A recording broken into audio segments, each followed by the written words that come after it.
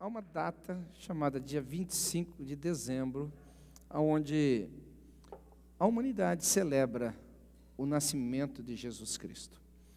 Mas diante desta data, nós temos muitas coisas para conversarmos. Diante dessa data, nós temos muitas questões a serem analisadas.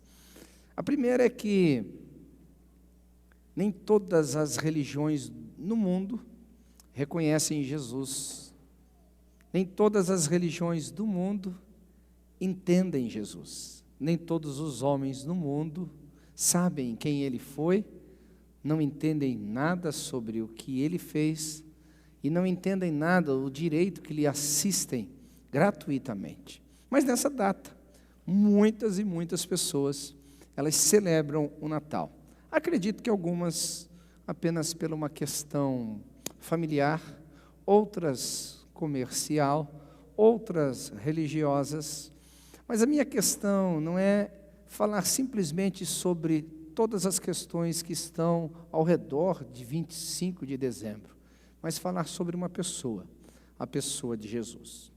Mas também não poderia deixar de dizer quantas questões estão ao redor dessa data. Primeiro, a gente tem a controvérsia do ano. Eu não sei se você sabe, mas Jesus nasceu de 6 a 4 anos antes de nascer. Como assim, pastor? Essa data ela foi mudada por Dionísio, e desde que houve uma reformulação no calendário, ela vigorou por causa da influência de Roma em todas as culturas. Então ficou um novo calendário. Não vou entrar em detalhes sobre isso, mas se você observar os dados históricos, Jesus nasceu de 6 a 4 anos antes de ter nascido. Por outro lado, nós temos a doutrina. Se você observar a doutrina, quem estudou conosco no CTM, vai entender que Jesus, ele sempre existiu. O Cristo que se fez carne, ele não passou a existir. Cristo sempre existiu, porque ele é o Deus que se fez carne.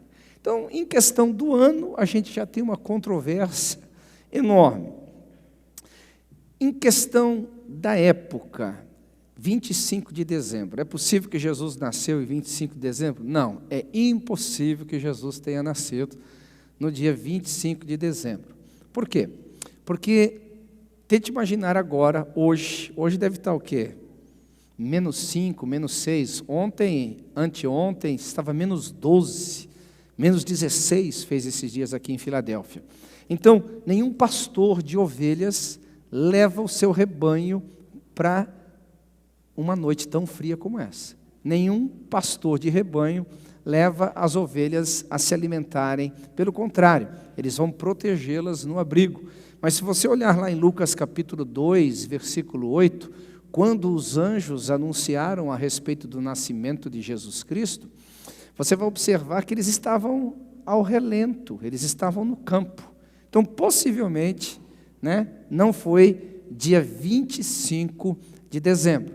Nós temos os dados religiosos, nós sabemos que nós temos aí o solstício de inverno, quando então o sol triunfa sobre o inverno no hemisfério norte, e o romanismo incorporou essa data ao cristianismo, nós chamamos isso de sincretismo religioso, e a partir dali, por causa da influência de Roma, a semelhança das datas causada por Dionísio, ele também fez esse sincretismo, adotando-se então o dia 25 de dezembro como o dia em que celebram-se o nascimento de Jesus. A igreja primitiva celebrava isso? Não, a igreja primitiva não celebrava Natal. A igreja primitiva não tinha esse hábito. Ele foi adquirido muitos e muitos e muitos anos depois. Uma outra questão que a gente observa aqui é a respeito do que se comemora no Natal. Geralmente, a gente observa um menino envolto nas suas fraldas, deitado numa manjedoura, o nascimento do menino Jesus. Na realidade, não é essa grande celebração do Natal, não é este o grande evento do Natal. O grande evento do Natal está escrito lá em Mateus capítulo 1, versículo 22. o Deus resolveu morar com a humanidade. Tudo isso aconteceu para que, o que se cumprisse o que fora dito pelo profeta, dizendo o quê? Segue adiante lá. O menino nasceu, o seu nome será chamado Emanuel, o Deus que está conosco. Nós precisamos entender de que esse foi o grande evento. Isaías profetizou que a virgem teria um filho, e esse filho nasceria, que é o que está escrito aí em Mateus capítulo 1, versículo 22, e o seu nome seria Emanuel. Essa deveria ser a grande celebração do Natal. O Deus se fez carne. O Deus que se fez carne habita entre nós. Por que Ele se fez carne? Por que Ele veio habitar entre nós? O que nós devemos então comemorar nesse dia 25, já que ele está convencionado nas culturas, já que ele está convencionado no calendário mundial, já que ele está convencionado pelas culturas dos povos? Nós deveríamos entender: Deus resolveu estar conosco. Deus escolheu não apenas ficar no seu trono, indiferente, distante. Na realidade ele nunca esteve indiferente, nunca esteve distante, mas quando ele se tornou o Deus Emanuel, ou seja, o Deus conosco, ele então mostrou o seu interesse pela humanidade. E aqui começa a grande saga, a grande história do Natal. Quantos de nós, de fato, estamos atentos a essa grande majestade, a esse grande evento, a essa grande manifestação dos céus na terra? Há um texto interessante aqui, lá em Mateus capítulo 2, versículo 1 e 2, que a gente fala a respeito da astronomia. Os magos do Oriente, eles viram a estrela de Jesus nos céus. Então eram pessoas que estudavam o universo, não eram pessoas que ficavam estudando sobre horóscopo, que quem nasceu, quem é leão, quem é capricórnio, quem é de câncer, nada disso, mas eles estudavam o universo e havia uma profecia sobre isso, e eles então discerniram, estudando os sinais dos tempos, de que o Deus conosco havia se manifestado, o Deus que resolvera habitar com os homens havia nascido. Eles vieram de longe do Oriente para que então pudessem adorar. Respeitando as fronteiras militares e diplomáticas, o que eles fazem? Automaticamente eles vão conversar com o rei Herodes, dizer: rei Herodes, nós estamos aqui porque nós vimos a estrela do menino, nós sabemos que ele nasceu e nós gostaríamos de adorá-lo. Herodes, muito politicamente, ele olha aquilo ali e fala assim: uau, espera um pouquinho, nasceu o rei dos judeus, eu estou governando sobre Israel, esse negócio vai dar mal e tal, mas ele ali fez uma de adorador, ele se fez de interessado pelo fato, e falou assim: vão, encontre-o, e assim que encontrando-o, volte e fale para mim aonde ele está, porque eu também quero adorá-lo. Você pode perceber isso ali, nos textos do capítulo 2, versículos 7 e 8. Mas o fato, queridos, é de que nós vemos aqui no rei Herodes e nos magos a grande distinção da humanidade. Nós vemos aqui entre os reis magos e o rei político a grande distinção da raça humana. Diante da maior e mais extraordinária manifestação dos céus da terra, que foi o nascimento de Jesus, ou seja, o entabernaculamento. Jesus se fez carne e resolveu habitar conosco. Uns estão diante desta data sinceros, como os reis magos. Outros estão nesta data muito, muito distante do próprio objetivo. Uns estão diante dessa data com o coração rendido e querendo de fato adorar Jesus. Outros estão interessados em manter o seu próprio reino e manter a sua própria história. Uns de fato se inclinam diante desse grande evento, fazendo uma grande viagem, fazendo um grande sacrifício, e outros não estão nem um pouco interessados em sair do seu palácio, em sair do seu mundinho para adorar. nós precisamos fazer essa pergunta. Dia 25 está aí. Alguém vai mudar essa data histórica? Não, não tem como mudar. Não tem como mudar. Isso já foi feito há muitos séculos atrás. Então não adianta brigarmos com o dia 25. Mas a questão religiosa, tem como a gente brigar religiosamente com isso? Também não tem, porque ninguém vai mudar essa história. Vão ser sempre as mesmas discussões, todos os anos. Pode ter árvore de Natal, não pode ter árvore de Natal, pode isso. As discussões estão aí séculos e séculos e séculos. Então, para mim, isso é uma bobagem. O fato é, nós temos que parar para pensar, como é que está o nosso coração? Como é que está a nossa vida diante do evento mais importante da história? O Deus que se fez carne, o Deus que habita e sempre habitará conosco.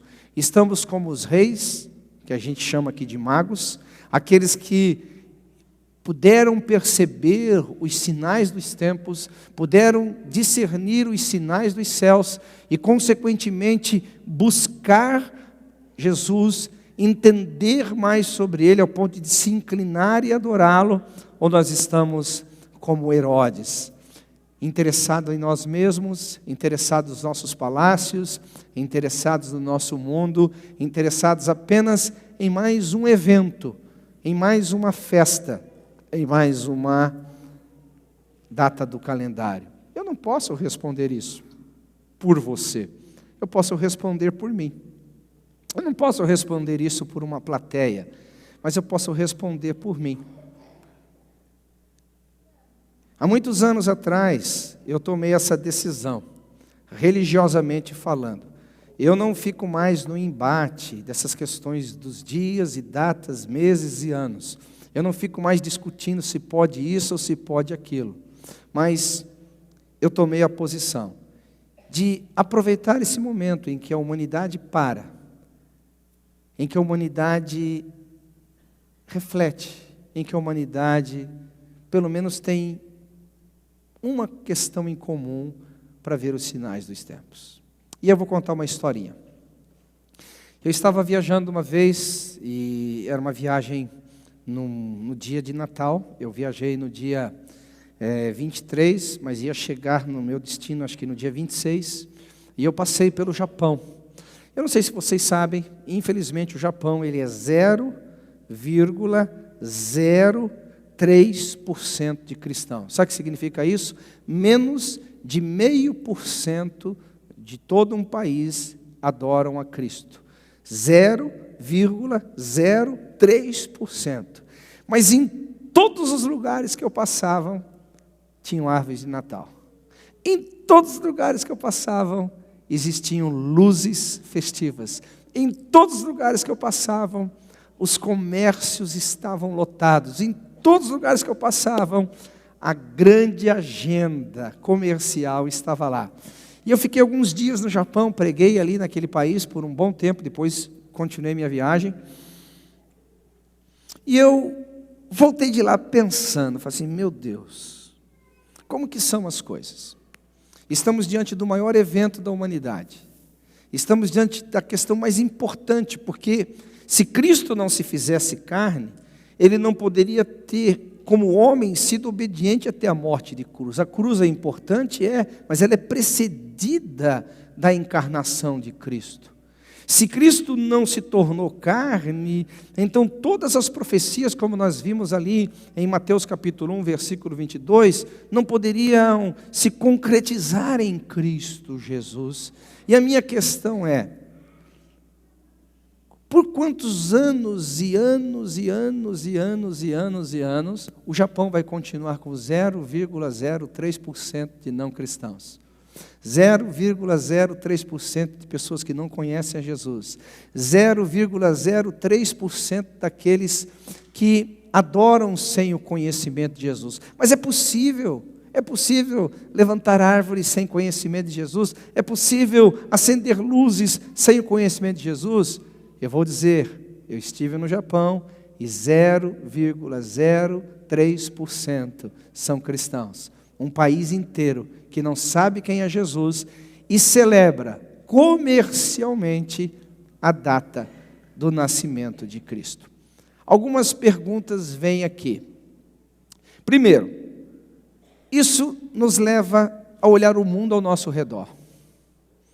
Será que o mundo ao nosso redor não está à semelhança de Herodes, de que está pouquíssimo interessado com as manifestações dos céus? Será que nós não estamos à semelhança de Herodes, que não está nem um pouquinho interessado em ver as profecias se cumprindo? Será que não estão muito parecido com as pessoas que estão com medo de perder o poder? Uma pergunta a ser feita.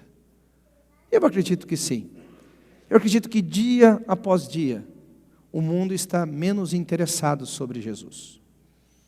Dia após dia, o Natal está sendo transformado num comércio ainda mais violento.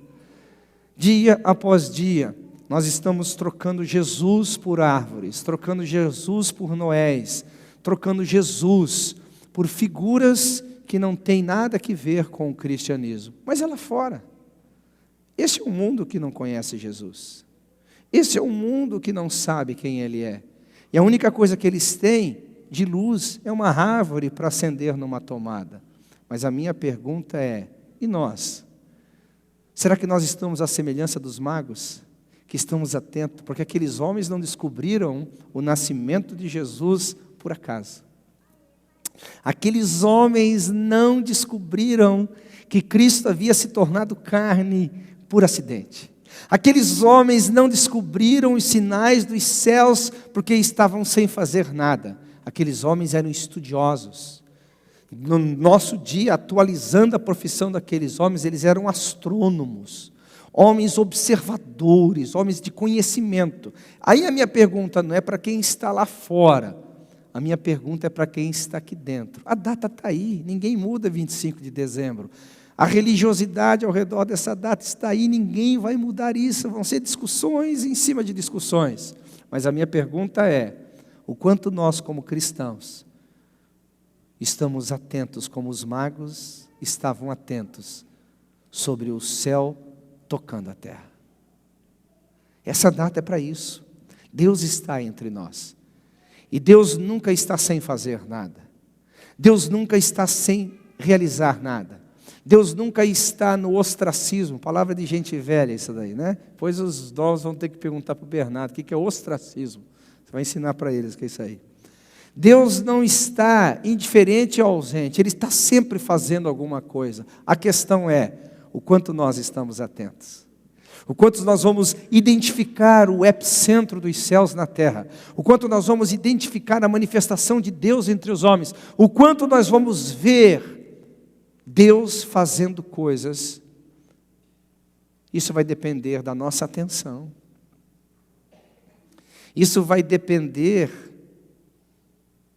de quanto nós estamos atentos às profecias. Volta a Mateus 1:22. Isso aconteceu para que se cumprisse o que foi dito pelo profeta. Nesse caso, profeta Isaías. Deixa eu te contar uma historinha sobre esse negócio. Você sabia que se aqueles homens chegassem poucos dias depois, não vou dar a data aqui para não confundir sua campanha. Poucos dias depois, Jesus foi apresentado no templo com 8 dias. Logo depois daquilo, a gente recebe a profecia de que o anjo aparece para José dizendo assim, olha, leva o menino para o Egito. Leva ele para o Egito, porque vão procurar matá-lo. Quem vai matá-lo? Herodes. Daqui a pouco a gente entra um pouquinho nesse esquema aqui. Vão procurar matá-lo.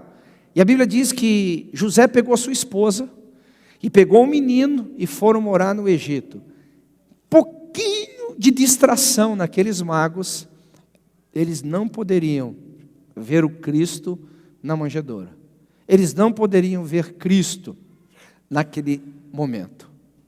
Se você olhasse, por exemplo, Simeão, a profetisa Ana, que estava no templo, a Bíblia fala que ele estava em casa, e o Espírito disse para ele, vá ao templo agora.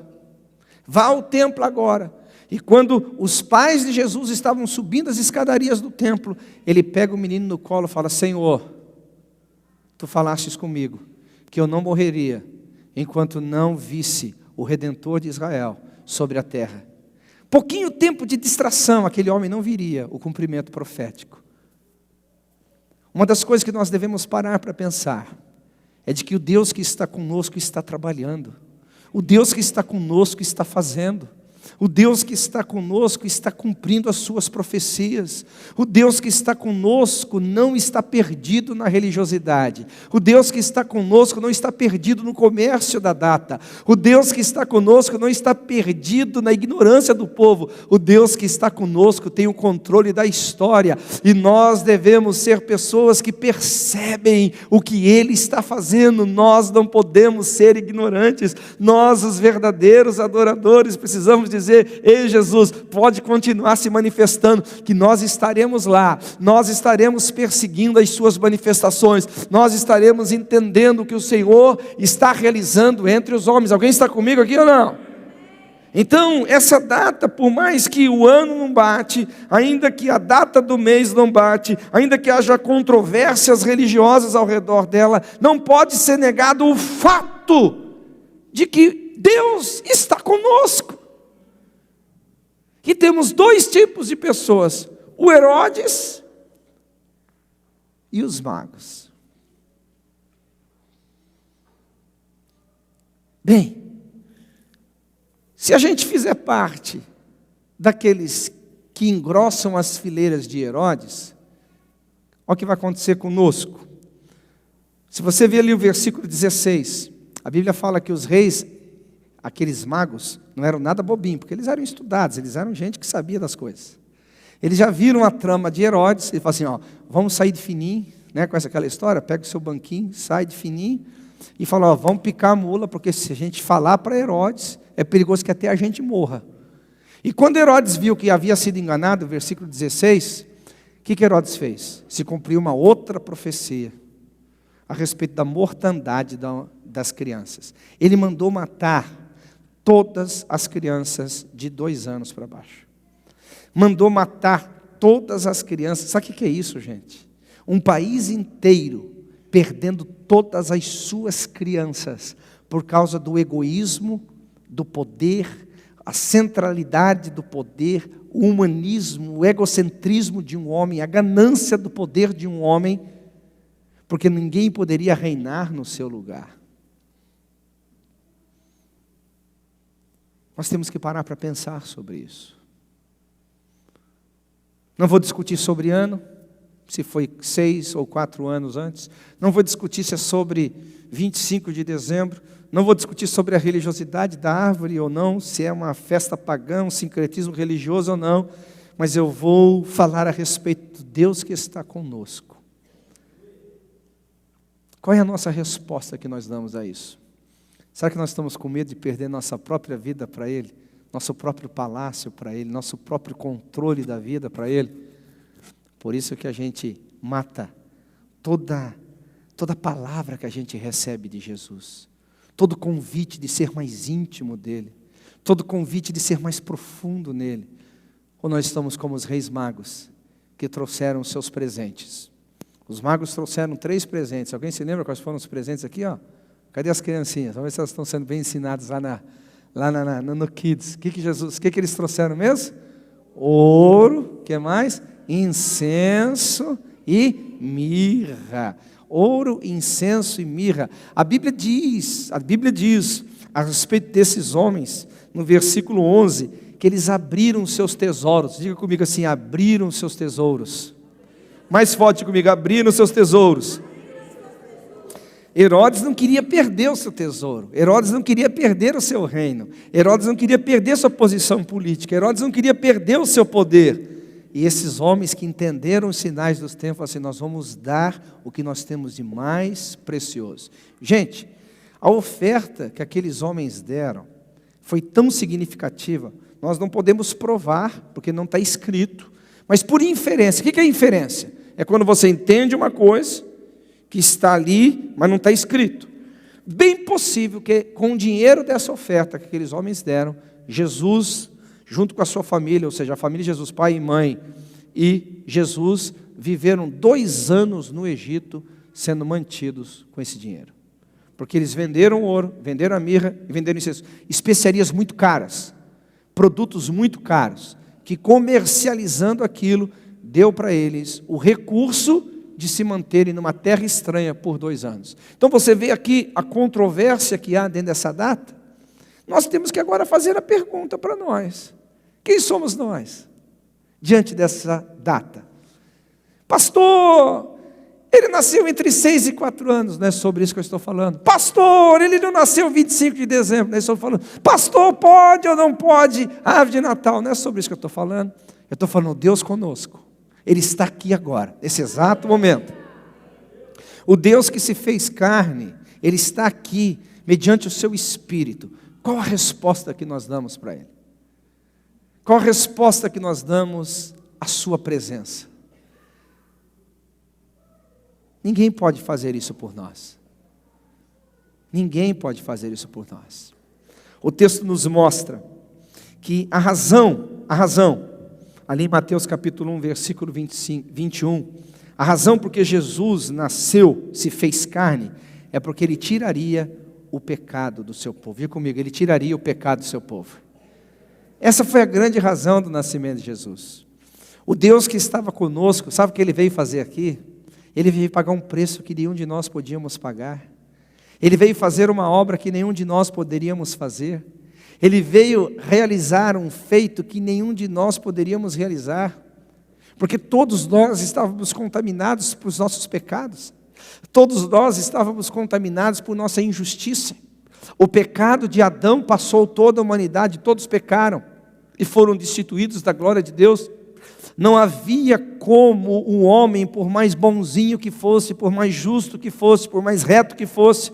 Pastor, mas existia um homem reto na Bíblia? Lógico que existia homem reto. Olha o testemunho que Deus fala de Jó, homem reto, íntegro, temente a Deus, que se desviava do mal, mas mesmo sendo homem íntegro, reto, temente a Deus e se desviando do mal, Jó não poderia ser salvo mediante a sua própria justiça. Olha Daniel, a Bíblia fala, ainda se Daniel se apresentasse de mim com as suas orações, diante da sua justiça, ele não seria ouvido. Então, lógico que habitou homens justos, homens que o mundo não era digno de tê-los, mas mesmo diante dessa justiça, nenhum homem tinha em si mesmo a capacidade de pagar o preço pela tão grande salvação. Então nós não comemoramos um menino que nasceu, nós comemoramos um Deus que resolveu estar conosco. E por que Ele resolveu estar conosco? Para pagar o preço que nenhum de nós poderíamos pagar.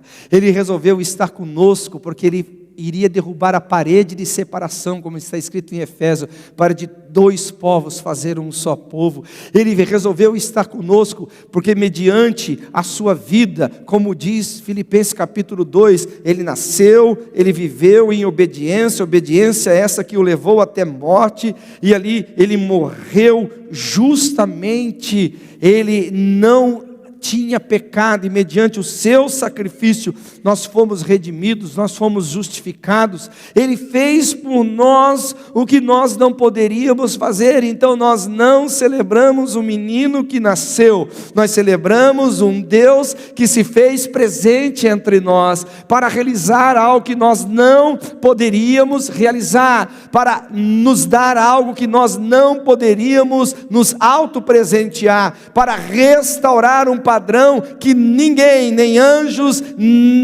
mais nada poderia restaurar. A questão é, o que é isso que Ele veio fazer?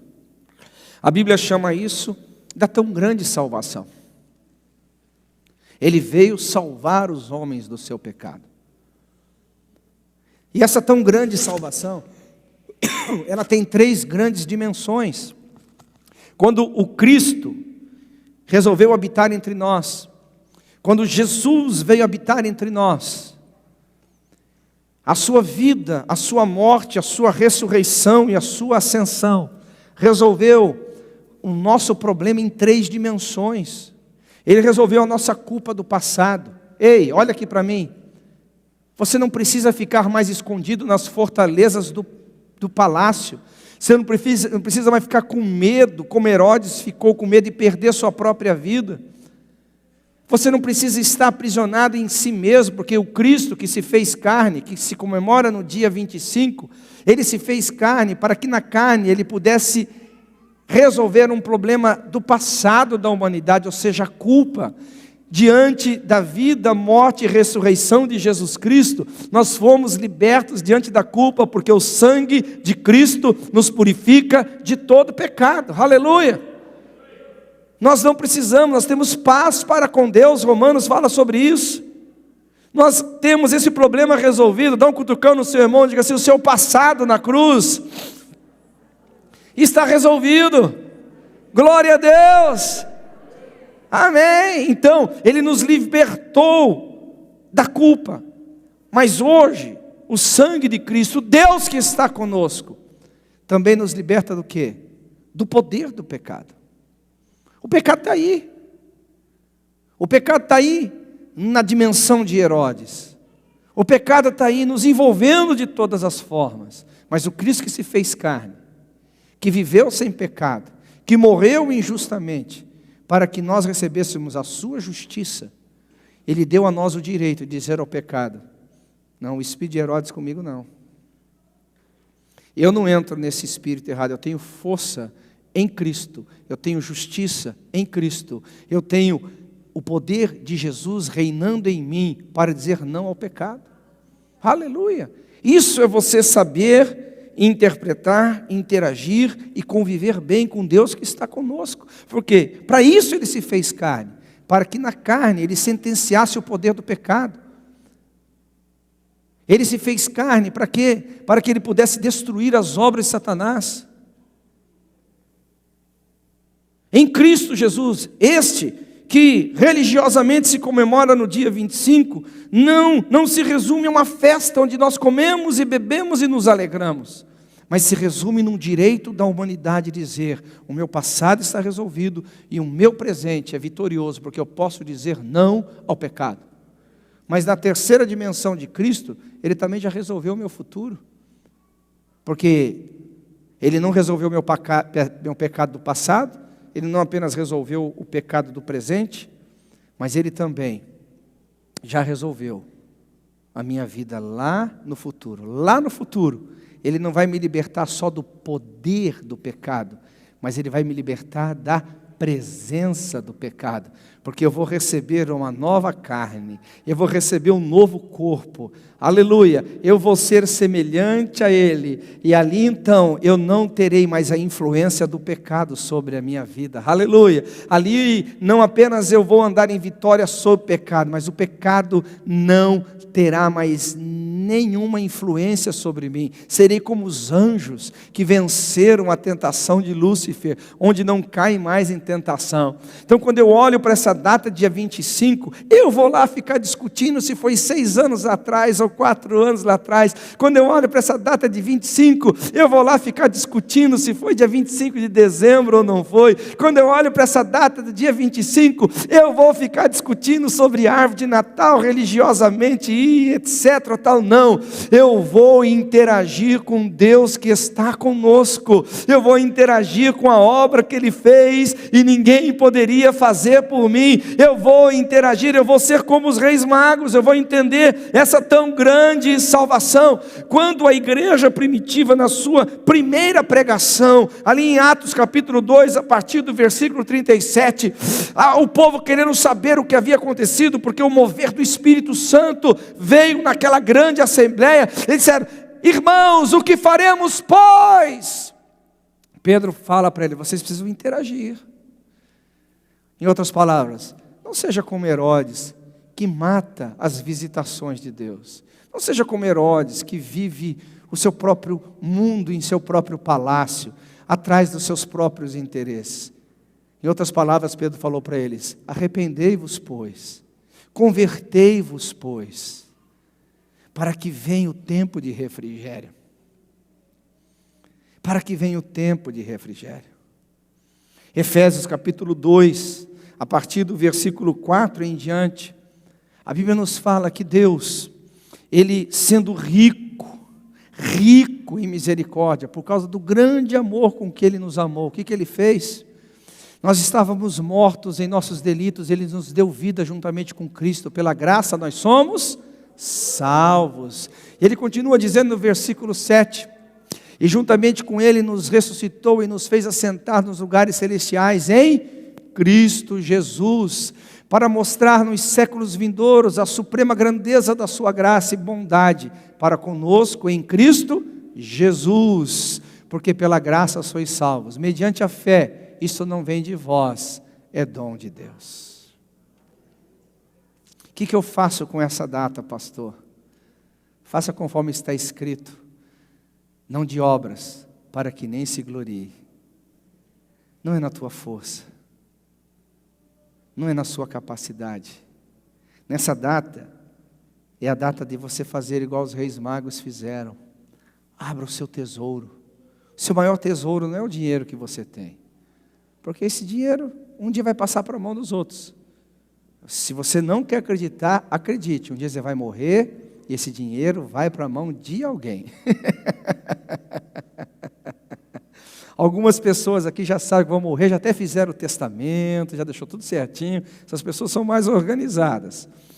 Não é abrir tesouro, não é só dar ouro, não é só dar mirra, não é só dar incenso.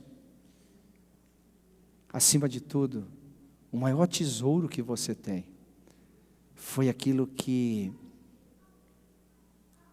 Jesus nunca aceitaria se não fosse voluntariamente. Assim como aqueles reis magos, que voluntariamente saíram dos seus países, que voluntariamente perseguiram a estrela, que voluntariamente se inclinaram, que voluntariamente ofertaram, que é o teu coração. Isso é Natal, se assim pudermos dizer. Natal é a tão grande salvação, que começou no dia em que Cristo se fez carne, que percorreu a sua jornada de uma vida de obediência a Jesus, ao Deus Pai, onde Jesus então morreu, mas Deus não permitiu que Ele permanecesse lá. O ressuscitou, e hoje Ele está sentado à direita do Pai, acima de principados e potestades. Mas Ele não deixou-nos sozinhos. Ele mesmo disse no Evangelho de João: vocês não estarão sozinhos, eu sempre estarei convosco.